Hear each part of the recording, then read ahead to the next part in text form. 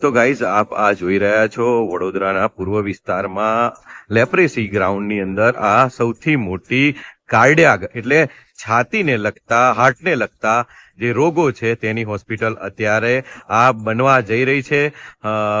લગભગ 2027ની અંદર આ બનીને તૈયાર થઈ જશે. 300 બેડની આ હોસ્પિટલ છે. મધ્ય ગુજરાતની પ્રથમ હોસ્પિટલ છે આ બની રહી છે. તો ગાઈઝ આ નજીકથી તમે જોઈ રહ્યા છો સુંદર હોસ્પિટલ, આ કાર્ડિયાકને લગતી સરકારી હોસ્પિટલ અહીંયા બનવા જઈ રહી છે. 2027માં આ હોસ્પિટલ બનીને તૈયાર થઈ જશે. કાર્ડિયાકની છાતીને લગતા હાર્ટને લગતા જે રોગો હતા હવે મધ્ય ગુજરાતમાં લોકોએ પ્રાઇવેટ હોસ્પિટલમાં નહીં જવું પડે. 300 બેડની હોસ્પિટલ આ બનવા જઈ રહી છે. તો મિત્રો અત્યારે અંદરથી તો તમને કંઈ બતાવી નહીં શકીએ, પરંતુ આ મધ્ય ગુજરાતની પ્રથમ કાર્ડિયાક હોસ્પિટલ બનવા જઈ રહી છે.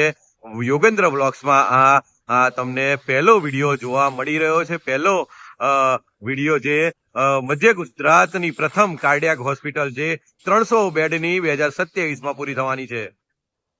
તો ગાઈઝ અત્યારે આ હોસ્પિટલ જે છે વડોદરાના પૂર્વ વિસ્તારમાં જે 300 બેડની સરકારી કાર્ડિયાકની હોસ્પિટલ બની રહી છે તેને લઈને વિડીયો બનાવ્યો હતો. અને અત્યારે તમને કહી દઉં કે આ હોસ્પિટલ સરદાર એસ્ટેટ 4 રસ્તાથી લગભગ 500 મીટરના અંતરે આવેલી છે.